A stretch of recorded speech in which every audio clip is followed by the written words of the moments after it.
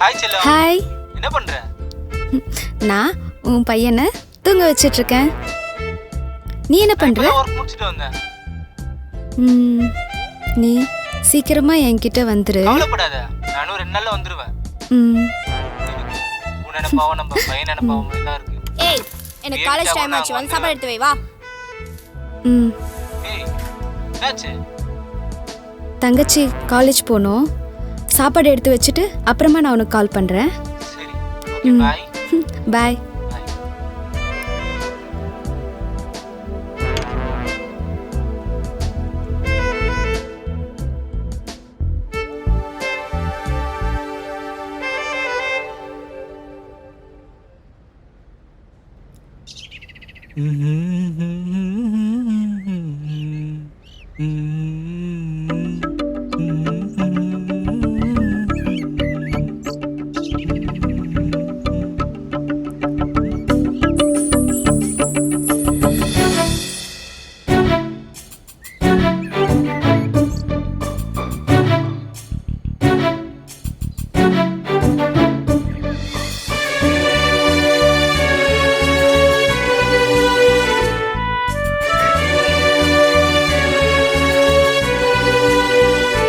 உனக்கு ஒரு வாட்டி சொன்னா புரியாதா?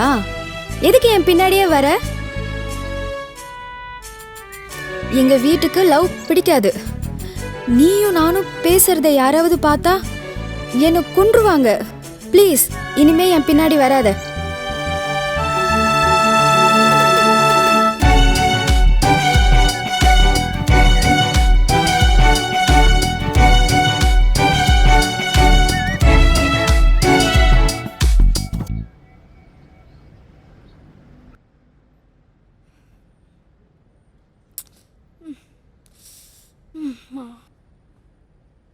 மா, தலை வலிக்குதுமா, ஒரு டீ போட்டு கொடுமா.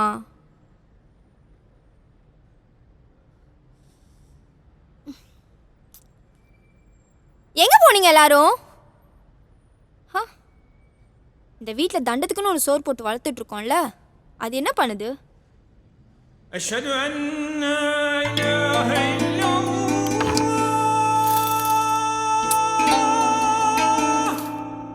அஷ்ஹது அன்ன முஹம்மதர் ரசூலுல்லாஹ். ஏய், நீ என்னடி பண்ணிட்டு இருக்க? எங்க போய் தொலைஞ்ச? ஏன் இப்போ கோவப்படுற? கோவப்படாம தலைவலிக்குன்னு வீட்டுக்கு வந்து டீ குடிக்கலான்னு பார்த்தா வீட்டில் ஆளே இல்லாமல் இருக்கு. இப்போ என்ன, உனக்கு டீ தானே வேணும்? வா, நான் போட்டு தரேன். ஆமாம், பெரிய வீடுன்னு தான் பேர். ஒரு டீ போட்டு கொடுக்க கூட ஆள் இல்லாமல் இருக்கு.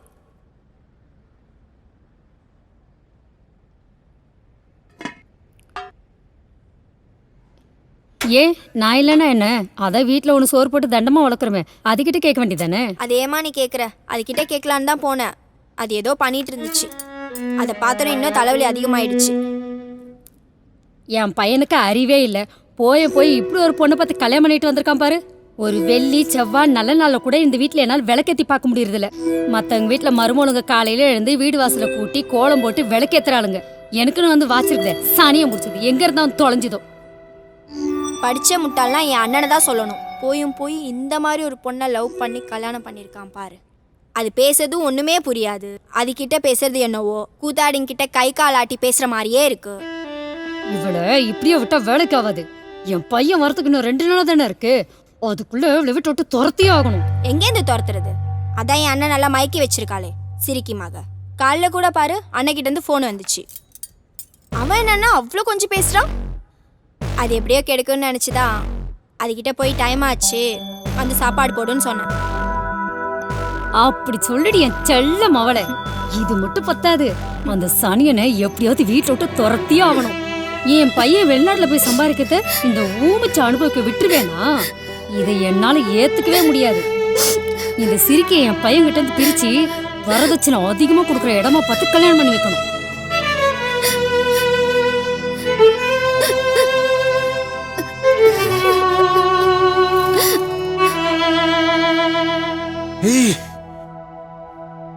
நீங்களா மனுஷங்க தானா?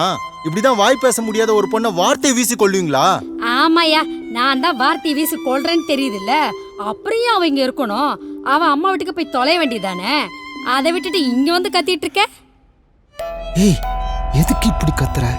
கொஞ்சம் பொறுமையா பேசு. அந்த பொண்ணு காதல விழ போகுது. கேட்டா கேட்டு போகுது, எனக்கு என்ன பயம்? உங்களெல்லாம் திருத்தவே முடியாது. நீயும் ஒரு பொண்ணு பெத்து வச்சிருக்கன்றத மறந்துடாத. போயா போ. என் பொண்ணை எப்படி கட்டி கொடுக்கணும்னு எனக்கு தெரியும். நல்ல வசதியான இடமா பார்த்தா கல்யாணம் பண்ணி வைப்பேன். நீ வாடி.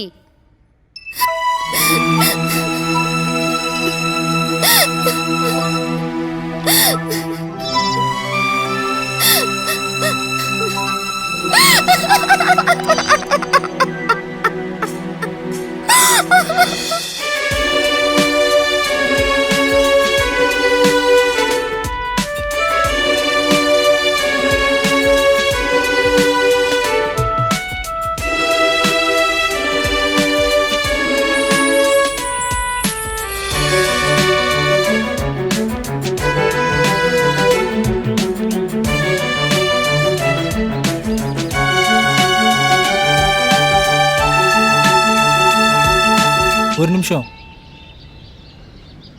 இப்போ உன்னை லவ் பண்ணுறதுனால என்ன பிரச்சனை வரப்போகுது? நான் ஹிந்து, நீ முஸ்லீம், அதனால் மத பிரச்சனை என்ன வரும்னு பார்க்குறியா?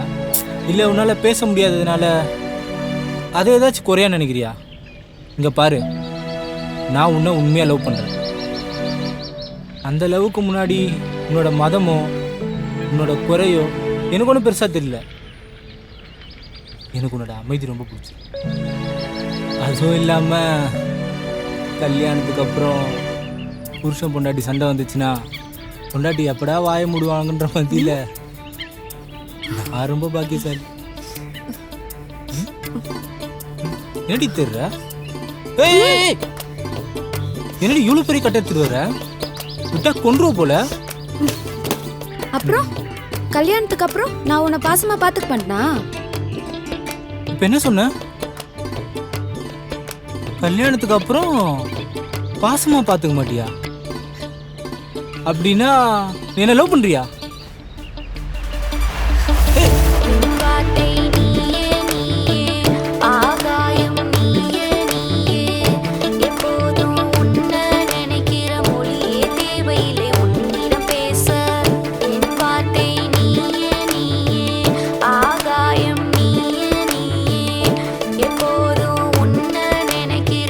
என்னை மன்னிச்சிருப்பா.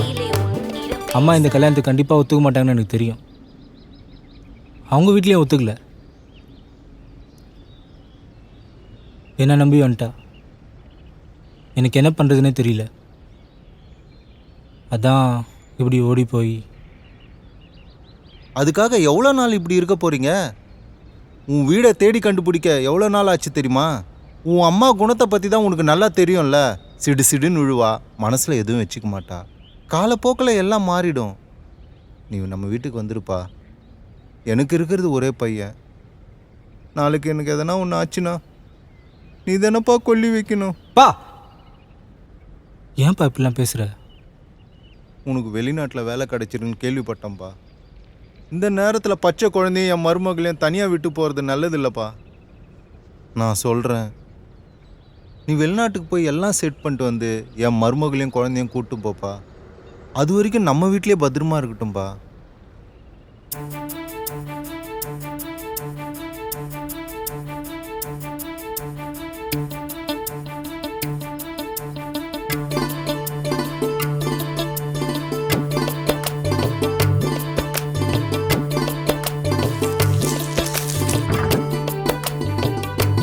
என்னப்பா பண்ணிட்டு இருக்க? அது ஒரு முக்கியமான ஃபைல்ப்பா, அதான் சென்ட் பண்ணிட்டு இருக்கேன். எப்போ ஃபாரின் போகிற? மேபி இன்னும் 2 நாள்.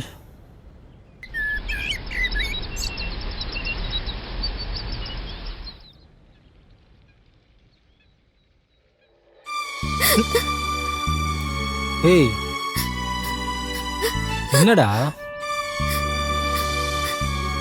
இப்படி அழுதுகிட்டே இருந்தா நான் எப்படி நிம்மதியாக போகிறது? ஒரே வருஷம்தான் வந்து உன்னையும் பையனையும் கூட்டு போயிடுவேன். அம்மாவுக்கு இன்னும் நம்ம மேலே கோவம் குறையுது. தங்கச்சியும் சின்ன பொண்ணு, அவளும் தெரியாமல் என்ன பேசுவாள், புரியுதா? ஒரே வருஷம்தான், ஓடி வந்துடுவேன். அழுவாது, வந்துடுவேன். ஓகே வரட்டுமா? பாய்.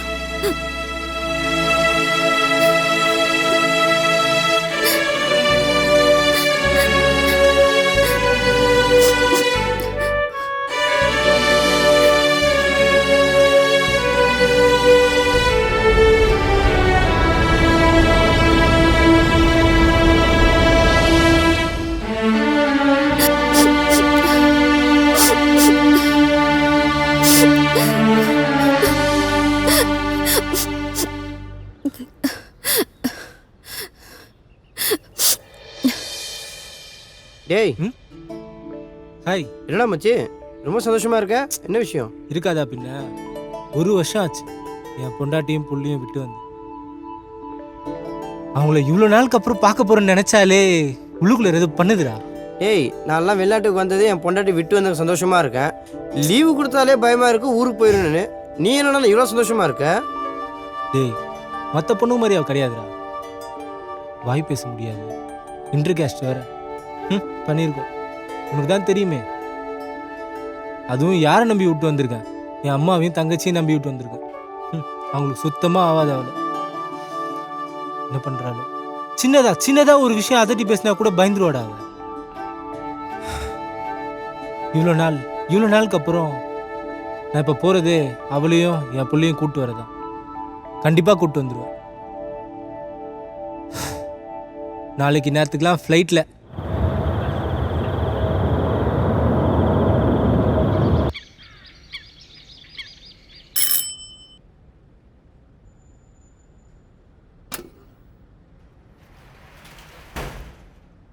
பா நல்லா இருக்கீங்களாப்பா? எல்லாம் நல்லா இருக்காங்களா? வாப்பா. ம் வாண்ணா. ஹாய். எங்க நபியும் குழந்தையும் காணோம்? ஓ உள்ள இருக்காங்களா? நான் போய் பார்த்துட்டு வந்துடுறேன்ப்பா. தம்பி ஒரு நிமிஷம் உங்ககிட்ட பேசணும். ஏங்க பா குழந்தைய மட்டும் பார்த்துட்டு வந்துடுறேனே. அதை பற்றி தான் பேசணும். ம் அதை பற்றியா? சொல்லுங்கப்பா. அது வந்து ஏங்க பா குழந்தை அழுவுது, நான் போய் பார்த்துட்டு வந்துடுறேன்ப்பா. பர்வீஷ்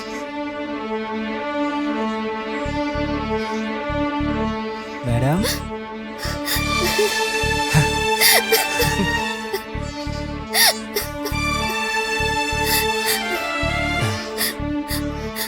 எப்படிக்கா இருக்க?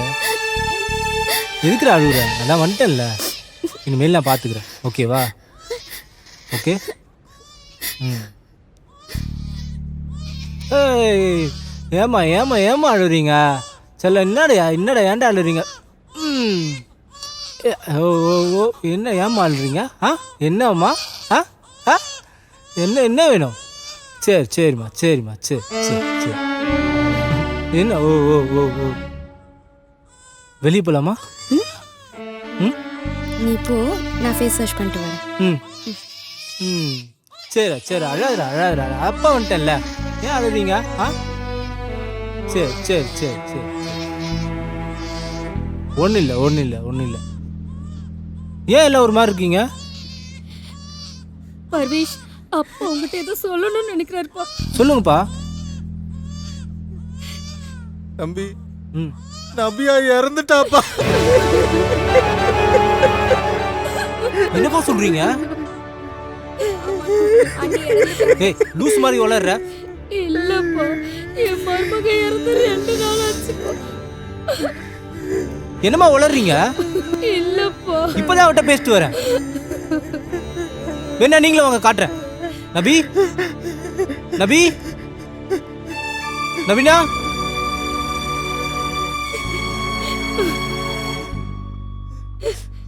அப்பா சொல்றது உண்மைதான்ப்பா.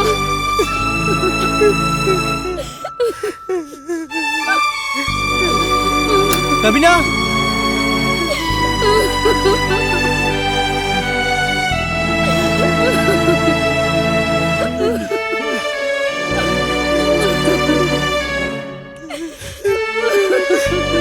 உண்மையாப்பா?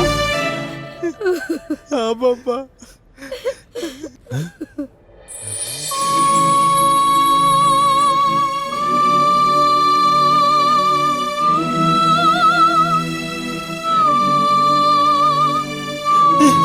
நபி நபி எங்க நபி போன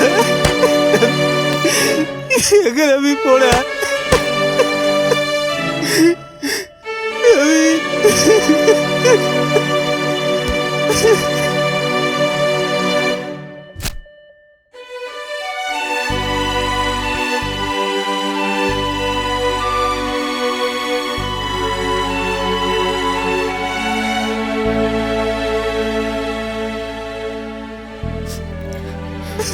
அன்புள்ள கணவருக்கு பிரியமுடன் நபி எழுதியது.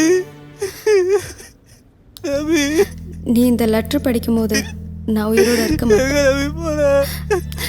இந்த முடிவை நான் எடுத்ததுக்கு நீ என்னை மன்னிச்சிரு. எனக்கு வேற வழி தெரியல. உங்க அம்மாக்கும் உன் தங்கச்சிக்கும் என்னை சுத்தமா பிடிக்கல. அவங்க என்னை அடிச்சு காயப்படுத்தினா கூட பரவாயில்ல. ஆனால் அவங்க நான் பேச முடியாததையும் நான் வேற மதத்தை சார்ந்த பொண்ணுனாலையும் தினம் தினம் அதையே சொல்லி குத்தி காட்டிகிட்டு இருக்காங்க. எந்த அம்மாவுக்கு தான் தன் பையன் இப்படி ஒரு பொண்ணை கல்யாணம் பண்ணால் பிடிக்கும்? எங்கள் வீட்லேயும் என்னை ஏற்றுக்கல, உங்கள் வீட்லேயும் என்னை ஏற்றுக்கல. உங்கள் அம்மா ஆசைப்பட்ட மாதிரி வேற நல்ல பொண்ணா பார்த்து கல்யாணம் பண்ணிக்கோ. நம்ம குழந்தைய பத்திரமா பார்த்துக்கோ. அடுத்த ஜென்மன்னு ஒன்று இருந்தா அதுலயாவது எந்த குறையும் இல்லாம உன் கூட வந்து நான் சேருவேன்.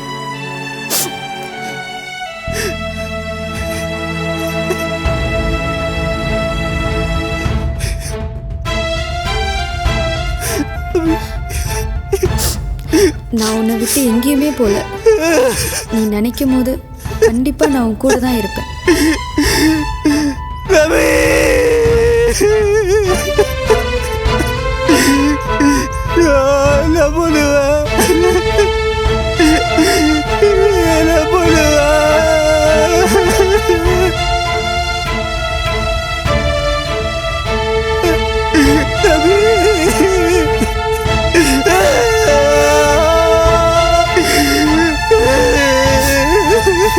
எனக்கு உன்னை ஒரு தடவையாக ஹெல்ப் பண்ணணும்னு தோணுது. உனக்காக நான் வெயிட் பண்றேன். ஏமா உனக்கு புள்ளையா பிறந்த பாவத்துக்கு நான் தானமா பாவம் பண்ண? என் பொண்டாட்டி என்னமா பண்ணா? அவளை போய் கொல்றீங்களேமா. வேற மதத்துல பிறந்தா அவ்வளவு பெரிய பாவமா? அவ்வளவு பெரிய குத்தமா? அவங்களும் மனுஷங்க தானே. வாய் பேச முடியலனா அவ்வளவு பெரிய குத்தமா? அவங்களோட பேச்சதான் நம்மளால கேட்க முடியாது. அவங்களோட மனசு கூட நம்மளால புரிஞ்சுக்க முடியாது. நீ என்ன சொன்ன? கூத்தாடிக்குதான் கையாட்டி பேசுவாங்களா?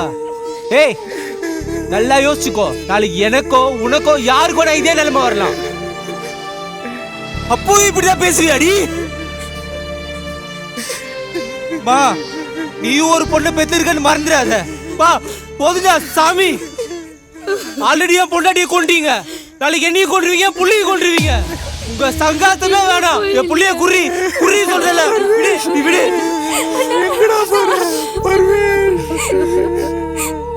அன்னைக்கு பொண்டாட்டி வராம இருந்தா என் பொண்டாட்டி உயிரோட இருந்திருப்பா.